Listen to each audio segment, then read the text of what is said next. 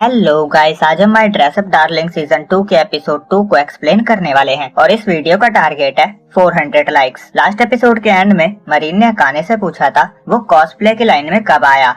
Akane कहता है जब मैंने पहली बार हाई स्कूल के सेकंड ईयर में मेकअप किया था। वो बताता है एक दिन उसकी सिस्टर कोई शो देख रही थी और उसने मुझे भी ट्राई करने को कहा। उसने मेरा मेकअप किया और विग भी लगाया। जब मैंने खुद को मिरर में देखा मैं खुद को पहचान नहीं पा रहा था। फिर मैंने सिस्टर से मेकअप सीखा और उन्होंने मुझे अपने कुछ कपड़े भी दिए जो उन्होंने पहनना बंद कर दिया था। वो बताता है जब उसने मेकअप करना सीख लिया था तो उसने सबरीना का कॉस्प्ले करना स्टार्ट किया। वो कहता है कैरेक्टर का मेकअप करना डिफिकल्ट था पर इसमें मजा था। मैंने मॉम को भी दिखाया था, उन्होंने भी तारीफ करी और कहा मैं इम्प्रूव कर रहा हूँ और इससे मुझे बहुत खुशी मिली थी। वो बताता है मैं मस्कुलर नहीं था, मेरी वॉइस भी अच्छी नहीं थी, इसीलिए हर कोई मुझे चिढ़ाता था, परेशान करता था। मैं खुद से नफरत करने लगा था पर जब मैं कॉस्प्ले करता था मुझे लगता था मैं कोई और बन गया हूँ। उस टाइम मैं खुद को लाइक करने लगा था जैसे सबरीना का कॉन्फिडेंस मुझ में आ गया हो। धीरे धीरे मेरा कॉन्फिडेंस बढ़ता गया और मैं पब्लिक के बीच में भी कॉन्फिडेंट होता गया। और जब मैं यूनिवर्सिटी गया तो एक लड़की ने मुझे डेट के लिए पूछा। फिर एक दिन वो मेरे घर आई और उसने कॉस्ट्यूम्स देख ली। उसे लगा मैं किसी लड़की के साथ रहता हूँ। मैंने बताया वो मेरे कपड़े हैं पर उसे लगा मैं बचने के लिए झूठ बोल रहा हूँ। मैंने बताया था वो मेरे ही हैं, ये मेरी हॉबी है। उसने कहा ये सब फेंक दो और इस हॉबी को छोड़ दो और इसीलिए मैंने ब्रेकअप कर लिया। स्टोरी बताकर वो हंस रहा था पर मरीन इमोशनल होकर रो रही थी। वो कहती है वो कॉस्ट्यूम तुम्हारे लिए बहुत इम्पोर्टेंट थे, वो तुम्हारी लाइफ थी, वो उसे फेंकने को कैसे कह सकती है, ये माफी के भी काबिल नहीं है। अकाने उसे थैंक्स कहता है। वो कहता है चिंता मत करो, अब मुझे ये बात परेशान नहीं करती, अब मैं गिव अप नहीं करने वाला। जब मेरी एक्स ने मुझे ये छोड़ने को कहा था तो मैंने मना कर दिया था क्योंकि जब मैंने इमेजिन किया कि मैं जिससे प्यार करता हूँ उसे छोड़ दूं तो मैं डर गया था। मैं खुद से हेट करने लगा था पर इस हॉबी ने मुझे बदल दिया। जिस हॉबी ने मुझे कॉन्फिडेंस बनाया मैं उसे कभी नहीं छोड़ूंगा, तो प्लीज तुम रो मत। वो उसे टिश्यू देता है और फिर एक और बात शेयर करता है। वो कहता है जब गोजो ने उससे प्रॉब्लम के बारे में पूछा था उस टाइम वो डर गया था, उसे लगा था गोजो उसे क्रीपी कहेगा। तभी गोजो कहता है मैं ऐसा कभी नहीं कह सकता। अकाने कहता है हाँ मुझे पता है, डाउट करने के लिए सॉरी। वो कहता है आज मैंने जितने लोगों से बात करी मैंने उन्हें बताया मैं क्रॉस प्ले करता हूँ, फिर भी सबने मुझसे अच्छे से बात करी। मैं समझ गया अगर कोई एक बुरा बोले तो जरूरी नहीं है सब बुरा ही बोलेंगे। मैं बस ऐसे ही इवेंट में आ गया था पर यहाँ आकर मैं बहुत खुश हूँ।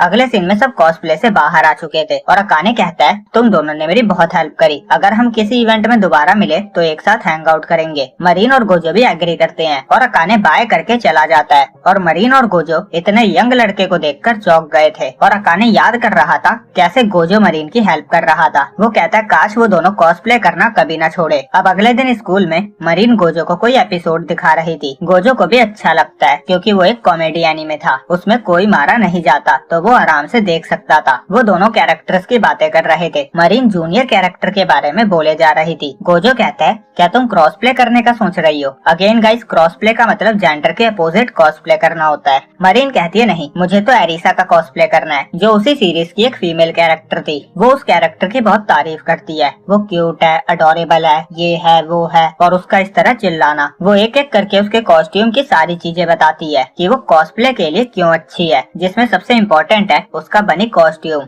और उसकी स्टॉकिंग्स जो उसे सेक्सी बनाती है। और कोई भी इंसान बनी से नफरत नहीं कर सकता, वो सबको पसंद आती है और मरीन ने उससे बहुत कुछ सीखा भी है। गोजो तुरंत समझ जाता है क्योंकि वो हीना डॉल्स को भी वैसे ही देखता है। वो कहता है मैं ये एपिसोड खत्म करके आज शाम को ही कॉस्ट्यूम का स्केच ड्रॉ कर दूंगा। मरीन सरप्राइज होते हुए कहती है इतना जल्दी? तुम खुद को फोर्स तो नहीं कर रहे हो ना? गोजो कहता है नहीं, मैं आदत से मजबूर हूँ। मरीन कुछ खा रही थी, वो गोजो को भी ऑफर करती है और उसे परेशान करने के लिए कहती है अगर तुम्हें चाहिए तो मेरे मुंह से ले लो। गोजो शर्मा रहा था। मरीन कहती है मैं मजाक कर रही हूँ। वो सॉरी कहती है और उसे भी देती है। फिर नोवा मरीन को ढूंढते ढूंढते आती है। वो कहती है तो मैसेज का रिप्लाई क्यों नहीं कर रही, मुझे हैलोवीन पार्टी के लिए प्लानिंग करनी है। मरीन कहती है सॉरी, मैं एनीमे देख रही थी। फिर वो गोजो को बाय करके नोवा के साथ जाती है और जाते हुए नोवा नोटिस करती है गोजो बहुत ज्यादा फोकस के साथ देख रहा था। वो सोच रहा था वो कॉस्ट्यूम को कैसे बना सकता है। वो माइंड में ही सारी कैलकुलेशंस कर रहा था। अगले सीन में वो मरीन को मैसेज करके अगले अगले दिन घर बुलाता है। मरीन एक्साइटेड हो जाती है क्योंकि गोजो ने उसे पहली बार बुलाया था। उसे लगा था गोजो डेट प्लान कर रहा है। वो रेडी होकर अगले दिन उसके घर जाती है और उसके सपने टूट जाते हैं क्योंकि गोजो ने बस उसे कॉस्ट्यूम के काम से ही बुलाया था। उसे कॉस्ट्यूम बनाने में कुछ प्रॉब्लम आ रही थी, इसीलिए उसने मरीन को बुलाया था। मरीन सोच रही थी मैं भी कितनी पागल हूँ, इतनी एक्साइटेड हो गई थी। और कॉस्ट्यूम की प्रॉब्लम थी कि वो बार बार नीचे गिर रही थी। मरीन बताती है कुछ कॉस्ट्यूम्स में क्लियर शोल्डर स्ट्राइप्स होते हैं। गोजो का मानना था वो सही नहीं होगा, पर क्योंकि और कोई रास्ता भी नहीं था तो मरीन स्ट्राइप्स खरीदने के लिए उसे शॉप पे लेकर जाती है। स्टोर पे गोजो उसामी को बनी सूट का स्केच दिखाता है। उसामी सोच रहा था गोजो ने अपने लिए वो ड्रेस बनाई है, पर जब मरीन आती है तो उसका ये कंफ्यूजन दूर हो जाता है। गोजो बताता है उसे ड्रेस को स्टेबल रखने के लिए ट्रांसपेरेंट स्ट्रैप्स चाहिए, पर उसामी उसे कुछ और ही सजेस्ट करता है। वो स्केच में चेंजेस करता है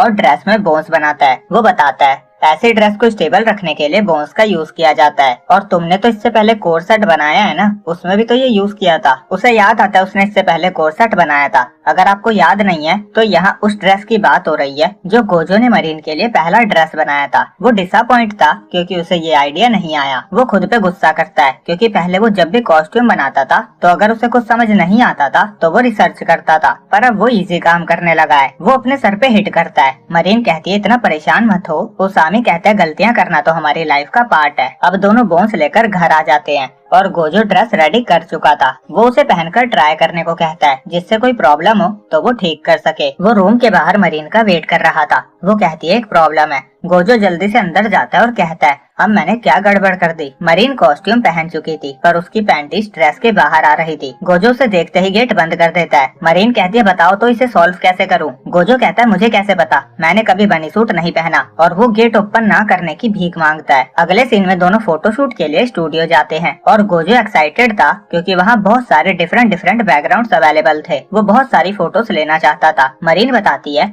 उस दिन वो जिस एनिमे का एपिसोड देख रहे थे उसी में एक कैरेक्टर सुजुका की फोटो देखकर उसने ये स्टूडियो पिक किया है। वो गोजो को उसकी फोटो भी दिखाती है। गोजो कहता है इसने तो सारी अटेंशन ग्रैब कर ली और उसके पोजेस भी अच्छे हैं, और मरीन घर से ही मेकअप करके आई थी जिससे वो स्टूडियो में प्रिपरेशन का टाइम बचा सके। वो कहती है ये भी मैंने सुजुका से ही सीखा है। फिर वो गोजो से कहती है मुझे पता है जब मैं बहुत ज्यादा स्किन शो करती हूँ तो तुम अनकंफर्टेबल हो जाते हो। वो पहले स्किन शो करने की परवाह नहीं करती थी पर गोजो के लिए अब वो करती है और उसने इसका कुछ उपाय भी किया था। गोजो से थैंक्स कहता है। फिर मरीन कॉस्ट्यूम पहन कर आती है और गोजो चौंक जाता है क्योंकि अभी भी उसकी बहुत सारी स्किन दिख रही थी। वो इस बारे में मरीन से कहता भी है पर वो कहती है ये मेरी एक्चुअल स्किन नहीं है। जैसे आर्टिफिशियल बूब्स खरीदे जा सकते हैं वैसे ही उसने कुछ खरीदा था और पैंटे के ऊपर पहना हुआ था, तो वो स्किन दिखा भी रही थी और नहीं भी क्योंकि वो उसकी एक्चुअल स्किन नहीं थी। और पैंटी दिखाने की प्रॉब्लम भी उसने इसी से सॉल्व कर ली थी। पर 15 साल के गोजो के लिए वो स्किन ही थी और उसके पसीने छूट रहे थे। अब मरीन पोजेस देना स्टार्ट करती है और गोजो फोटोज क्लिक कर रहा था, और मरीन जिस तरह के पोजेस दे रही थी गोजो फोकस नहीं कर पा रहा था,